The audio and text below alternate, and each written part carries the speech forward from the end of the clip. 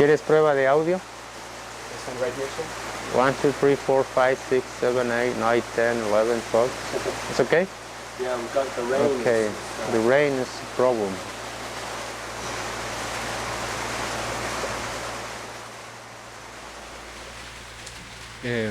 Bueno, lo que ocurre es como nace el zapatismo, es un sector que había sido completamente olvidado, hecho a un lado, aplastado por toda la sociedad mexicana, por ricos y por pobres de la sociedad mexicana, que los había asesinado de la peor forma que hay, con el crimen más grande que hay en la humanidad, que es el del olvido.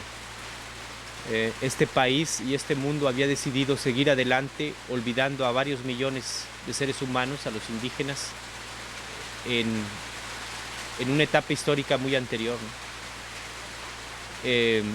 Los indígenas en México eran considerados peor que animales, como si fueran cosas, como si fueran piedras, plantas, algo que puede estar o no estar.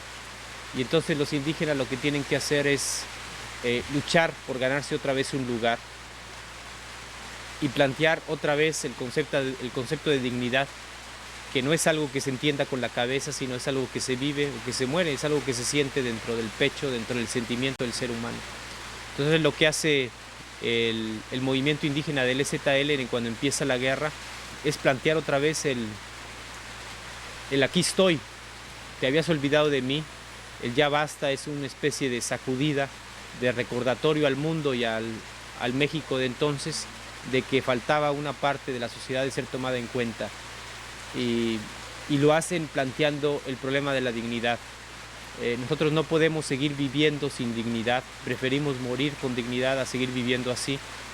Y de esa forma echan a andar un concepto que tiene un significado en el movimiento indígena, pero tiene otro significado en sectores urbanos, por ejemplo, en campesinos, en obreros, en trabajadores empleados, en maestros y en estudiantes, ¿no?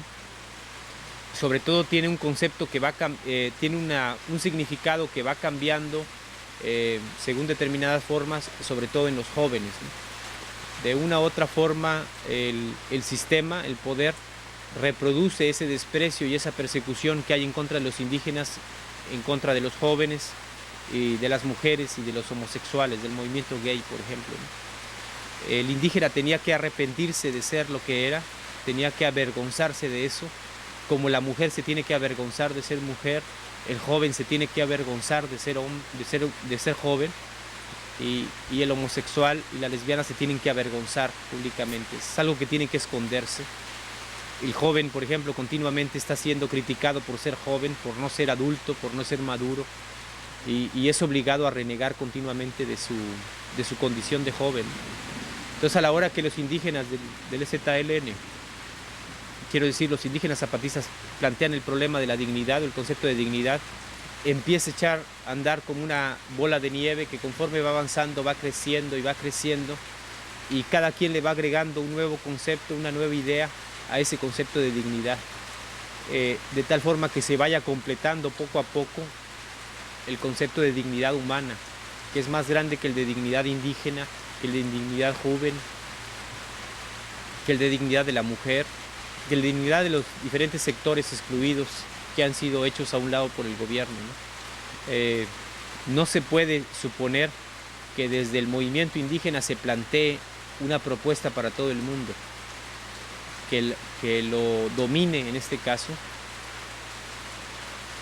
sino lo que están haciendo los compañeros es planteando un mundo donde todos los mundos tengan su espacio, la ciudad tenga su lugar, los trabajadores de la ciudad tengan su lugar, los campesinos tengan su lugar, los maestros, los estudiantes, pero también los indígenas tengan su lugar, ¿no? El mundo que nosotros estamos proponiendo no es un mundo que se encime sobre los otros,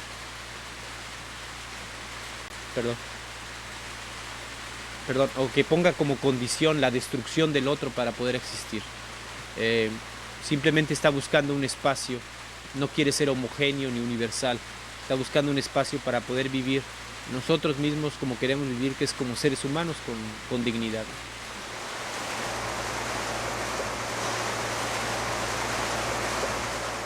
Bueno, finalmente la historia para todos los pueblos y para todas las gentes es su raíz, es lo que te da fundamento. La historia individual de cada persona es lo que la define, lo que le da trayectoria, lo que le da rumbo, ¿no? Una persona sin historia, sin pasado, no existe y no tiene futuro. Está en el aire, está en el éter sin poderse definir. Igual un pueblo sin historia no puede avanzar, no puede existir como pueblo. Tiene que agarrarse de algo, de una raíz, algo que lo asiente a la tierra, que es su historia y que es su pasado. Entonces, al momento en que la historia de México empieza el pasado de México, lo que lo hizo país, lo que lo hace nación y lo que lo apunta al futuro, es algo que está en lucha, es algo por lo que se pelea. ¿Qué pasado es el que vamos a vivir hoy? Porque de una u otra forma, el pasado es lo que te hace construir el presente, ¿no? Entonces, a la hora que el poder agarra el pasado, lo acomoda o lo deforma para justificar que sea él el que esté ahí. Toda la historia de México demuestra que yo tengo que estar en el poder. Eso es lo que hace el gobierno y el poder, ¿no? Y lo que hace el pueblo, la gente, el común, es tratar de buscar esa otra historia, la que está oculta, la historia de resistencia, la historia de lucha de la gente, que da otro resultado. No da por resultado alguien en el gobierno, sino da por resultado que ese gobierno es ilegítimo, que no está tomando en cuenta las necesidades de la gente, ¿no? Entonces es lógico que sobre esa raíz haya una lucha, a ver quién se apropia de ella, ¿no? En este caso el gobierno que tiene, y el Partido Revolucionario Institucional tiene los medios de comunicación, tiene el poder, tiene la policía, el ejército, el dinero, trata de apropiarse de esa historia, y del otro lado los movimientos populares tratan de recuperar esa historia que le están ocultando, ¿no?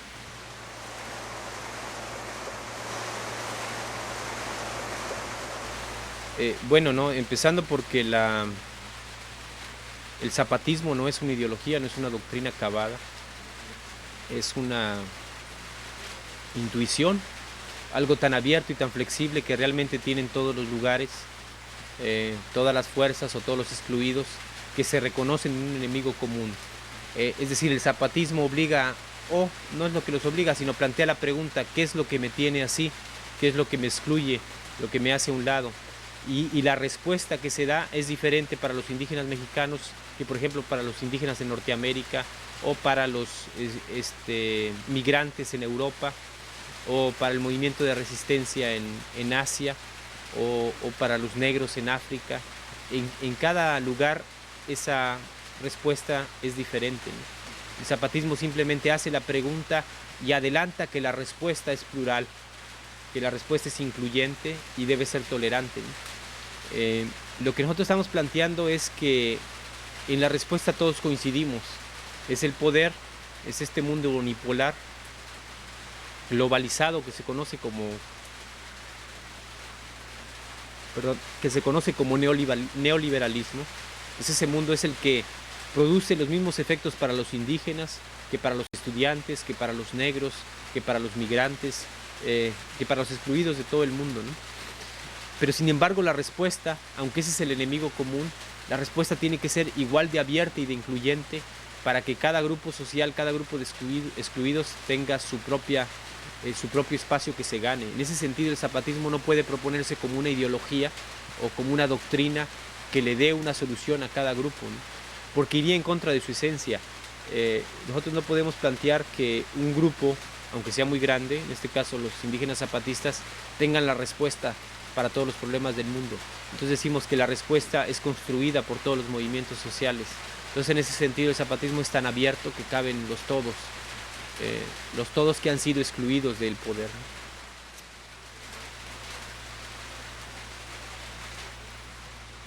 Bueno, no, yo no estuve en la UNAM, pero sí en una universidad. Y el problema que teníamos entonces es que había grandes rasgos, dos grandes propuestas de lo que debía ser el estudiante, si era un joven que estaba en un proceso de formación o en un proceso de deformación, según las necesidades de una sociedad, ¿no? Eso significaba una cierta orientación en los planes de estudio u otra orientación en los planos de estudio. Finalmente el problema era, después de la universidad, ¿qué? Sí, trabajar, pero ¿trabajar para qué? ¿En qué sociedad? ¿A qué costo? ¿A qué costo social y a qué costo como individuo, como persona, ¿no? Finalmente estudiábamos y nos formábamos no para saber o para trabajar en lo que nosotros queríamos, sino en lo que la sociedad y el poder nos exigían que fuéramos. En esa medida había carreras más rentables que te aseguraban un futuro más sólido o más asegurado, mucho dinero, mucho éxito, y otras carreras que eran consideradas para el poder como inútiles. Y eso es lo que formaba pues los planes de estudio, ¿no? De una u otra forma, la universidad se convertía como en un gran corral de domesticación de los jóvenes y al mismo tiempo como en un lugar donde esos jóvenes se negaban a ser domesticados y había mucha rebeldía, ¿no? Mucha organización. En realidad realmente los jóvenes estudiantes reaccionan rápidamente como rebeldes y el peligro que nosotros veíamos entonces es que esos movimientos de rebeldía se aislaran, pensaran que solo en su universidad o en su escuela se daba este proceso de dominación y no se abrieran a dialogar o a tomar contactos con otros grupos sociales que estaban sufriendo lo mismo, ¿no? Y por lo regular el problema con los movimientos estudiantiles era ese, que tenían el horizonte del aula, del salón de clases, y que se podía ser muy rebelde en el salón de clase y muy conformista en la familia, por ejemplo, ¿no? O en la política exterior, ¿no? Faltaba esa continuidad o ese contacto del movimiento estudiantil con otras partes, ¿no? Pero realmente no era muy difícil para nosotros entender, para los estudiantes de esa época, que algo estaba podrido y que tenía que cambiar. El problema es que no sabíamos cómo y no sabíamos hasta qué punto el poder nos había impuesto esa cuota de sacrificio a nosotros, pero también a toda la sociedad, ¿no? Tuvo que pasar muchos años, muchos golpes. Tuvimos que llegar aquí a las montañas del sureste mexicano y conocer la situación indígena para entender que la injusticia que nosotros vivíamos era también una injusticia para los indígenas, para los campesinos, para los trabajadores, para los maestros, para todo eso, ¿no?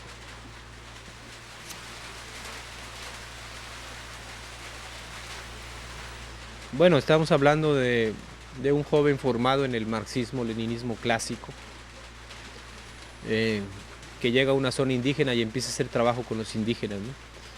Si algo se puede ver claramente es que el marxismo-leninismo carece de un estudio y una propuesta para el movimiento indígena, ¿no? Entonces no había ninguna herramienta teórica ni ninguna propuesta política para los indígenas como sector, ¿no? O sea, para el marxismo-leninismo los indígenas no existían, simplemente, ¿no?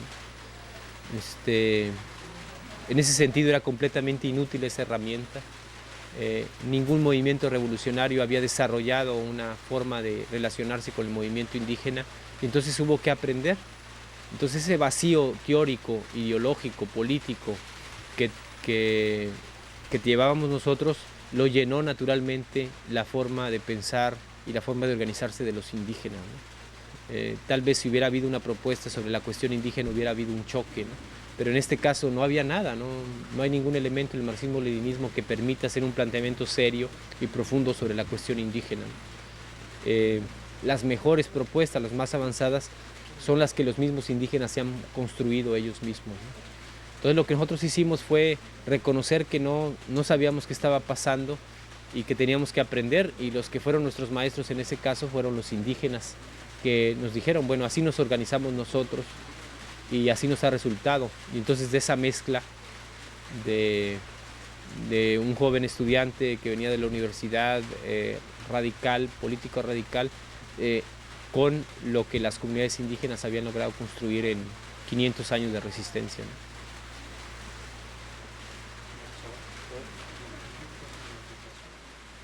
Estamos peleando una guerra total en todos los aspectos de la vida social, una guerra militar, una guerra política, una guerra social y también una guerra cultural, ¿no? En los cuatro casos, política, social, económica y cultural, el poder nos quiere aniquilar nuestra cultura, la cultura de los indígenas, quiere aniquilar la forma de organización social, quiere aniquilar su forma de poder político, o sea, la forma en que se lleva la política en las comunidades, y quieren aniquilarla como forma productiva, quiero decir, para el mercado neoliberal el indígena no sirve para nada, porque no compra, no vende, no tiene tarjetas de crédito, no tiene cuentas en el banco, no se cotiza pues en la bolsa de valores, ¿no? Entonces por lo mismo los indígenas zapatistas tienen que pelear en los 4 aspectos, en el aspecto social, en el político, en el ideológico, en el cultural, en el económico, perdón, y en el cultural, y llevar adelante sus propias demandas, ¿no? En el terreno cultural evidentemente es donde más se ha cargado la atención, porque es donde más rico parece la aportación que pueden hacer los indígenas, ¿no? Porque de una u otra forma todo el país, todo México tiene una deuda pendiente con ellos. Este país nace en el mestizaje, en la cruza entre los colonizadores y los indígenas, pero tiene un componente indígena muy fuerte en todos los niveles, ¿no? Entonces esa aportación que hacen los indígenas a la hora de plantear su cultura, para los mexicanos es un tirón que los hace despertar y voltear hacia atrás, voltear hacia su pasado y reconocerse como lo que son, ¿no? Por eso es donde se ha resaltado más la propuesta cultural, pero sus propuestas militares, las grandes maniobras militares que dieron origen al 1 de enero de 94 y a la ruptura del cerco en diciembre de 94, la propuesta de organización social que tienen las comunidades, su propuesta política, esto que se llama el mandar obedeciendo, y su propuesta económica, la forma en que han resistido, son también aportaciones importantes, aunque no del mismo tamaño de la aportación cultural.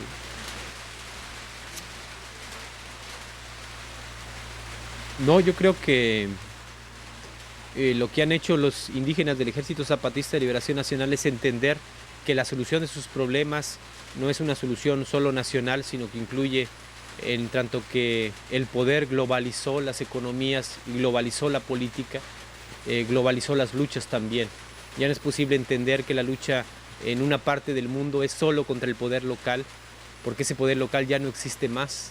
Lo que existe es un poder globalizado, un poder mundial que produce dominaciones locales en varias partes. Entonces lo que nosotros descubrimos es que nos alzamos contra un poder nacional y que ese poder nacional no existe, que en realidad nos estamos enfrentando contra el gran capital financiero, contra la especulación, que es el que toma las decisiones en México, pero también en Europa y en Asia y en África y en Oceanía, en Norteamérica, en Sudamérica, en todas partes, ¿no? Entonces de una u otra forma nosotros sentimos que el enemigo se hizo más grande, se creció, y por lo mismo nosotros tenemos que obligarnos a crecer y a hacernos más grandes, ¿no? El zapatismo civil en otras partes del mundo no solo hace tareas de solidaridad, sino que está cada vez más planteando sus propias demandas dentro de sus propios problemas nacionales, ¿no? Y reconocen junto con el zapatismo que el enemigo es el mismo, que el poder global hace lo mismo en Italia, en Francia, en la Unión Americana, en el Canadá, en México o en Chile, y que por lo mismo las luchas particulares o las luchas nacionales automáticamente o casi inmediatamente se internacionalizan.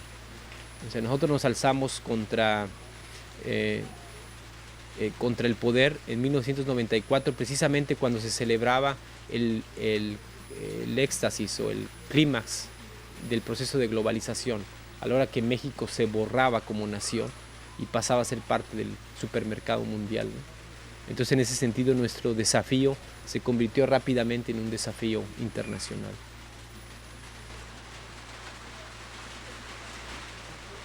Bueno, por el lado del poder, el ejército que enfrentamos está siendo abastecido por los gobiernos francés, el británico, el norteamericano, por supuesto, el canadiense, el israelí, algunos poderes de Sudamérica como Chile, Argentina.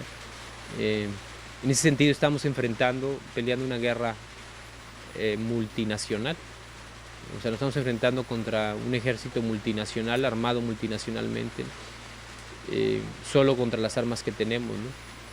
Pero afortunadamente la guerra pasó rápidamente, o hasta ahora está en el terreno político, en el terreno de las movilizaciones, y en ese sentido los movimientos de solidaridad y los movimientos de resistencia en otras partes del mundo reaccionan rápidamente a las amenazas o a los golpes que pretende dar el poder militar en contra de nosotros, ¿no? Entonces en ese sentido podemos decir que sí es una guerra mundial, pero que no está solo en Chiapas, sino que está en las calles, en las universidades, en las fábricas, en los campos de todo el mundo, donde cada quien reproduce su batalla, la pelea, y la gana o la pierde según cómo está eso, ¿no?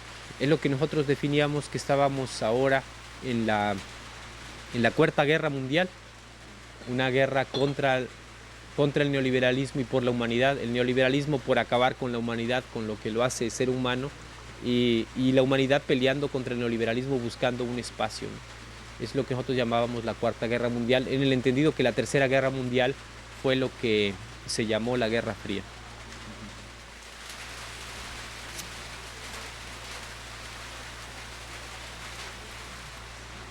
Bueno, por supuesto que el futuro nuestro es el triunfo.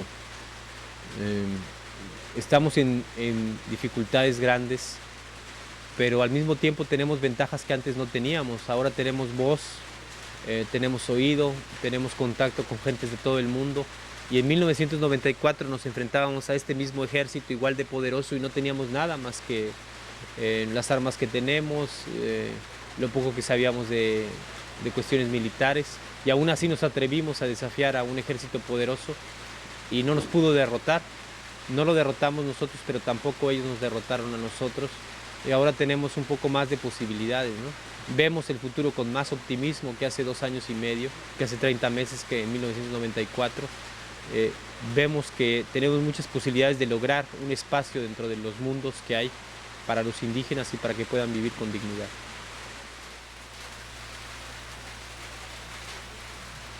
Bueno, el aspecto fundamental es que nosotros no luchamos por el poder. Nosotros no queremos derrocar un gobierno para ponernos nosotros en su lugar. Nosotros lo que queremos es que se abra un espacio democrático donde la sociedad pueda participar y decidir qué rumbo político va a tener, ¿no? Ese es el aspecto fundamental, ¿no? Hay otras diferencias militares, por ejemplo. Ningún grupo armado en América Latina empezó como empezamos nosotros, o sea, con grandes acciones militares, tomando ciudades. Todos los grupos guerrilleros empezaron con pequeñas acciones militares localizadas. La otra diferencia es el componente indígena fundamental, aunque sí hay algunas guerrillas que han tenido un fuerte componente indígena, pero que este sea la dirección y el que marque la columna vertebral del movimiento es solo en la guerrilla zapatista es diferente, ¿no? Es un movimiento guerrillero también que tiene más éxitos políticos que militares. Es un ejército que paradójicamente llama a la paz, no a la guerra. Esas son las diferencias a grandes rasgos que nosotros vemos, más otras que puedan ver, ¿no? Nosotros no nos concebimos como una guerrilla tradicional, sino como un ejército regular.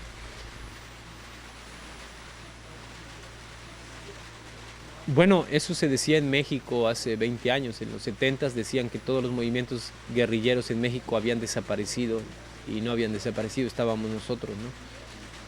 Yo creo que en Centroamérica ocurre lo mismo, que tal vez han sido golpeados y están derrotados, pero de ninguna manera están desaparecidos, que pueden surgir en cualquier momento, ¿no? Nosotros somos un movimiento joven en su vida pública, apenas tenemos 30 meses, 2 años y medio, y aunque tenemos muchos años atrás de preparación, ha ayudado sobre todo a que podamos sobrevivir estos 30 meses el que hayamos encontrado la palabra para dirigirnos a muchos sectores sociales, ¿no? El que esta palabra sea de inclusión y de tolerancia, que abarque a todos y que no pretenda imponer un modelo homogéneo al resto de la sociedad, ¿no? El hecho de que la gente, el común de la gente, sienta que tiene un espacio con nosotros y un lugar para poder ser actor histórico es importante. Yo creo que no hay duda que las causas que originaron nuestro alzamiento y las demandas que tenemos son legítimas. El mismo gobierno mexicano lo reconoce. Y en ese sentido se ha generado un proceso social muy amplio, una movilización social muy amplia, internacional, que tiene que obligar al gobierno mexicano a satisfacer, a resolver las demandas, pues, de los indígenas en Chiapas, ¿no? Que eso es lo que queremos nosotros.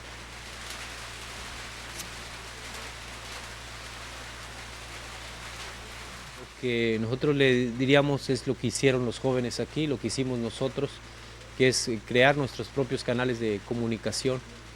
O sea, no confiarnos en lo que el poder nos ofrece a través de los grandes medios masivos de comunicación para mostrarnos lo que es la realidad, sino buscar nosotros la forma de entender esa realidad y de difundirla, crear sus propios medios de comunicación, su propia radio, su propia televisión, su propia prensa, para poder difundir lo que está realmente ocurriendo, ¿no? No es lo mismo, por ejemplo, ver el zapatismo a través de las grandes cadenas televisivas en Europa o en Norteamérica que verlo a través de esta cámara, ¿sí? Es otro criterio, ¿no? Es otra forma de ver el mundo, ¿no? Evidentemente creo yo que viendo los grandes canales televisivos en Norteamérica o en Europa solo se llevarán una parte de lo que es el zapatismo, tal vez que si Marcos, que si habla muy bien o que si escribe muy bien, pero a través de esta cámara pueden entender lo que hay detrás, los indígenas, la comunidad, todo eso. Esta realidad que se está presentando en esta cámara es más real que la otra realidad. Y este es un ejemplo, pero podría hablar lo mismo de otros movimientos que hay, del movimiento chicano en la Unión Americana, de lo que pasa con los migrantes en Europa. Todo eso es una cosa lo que nos presentan los medios de comunicación y otra cosa es lo que podríamos ver directamente, ¿no?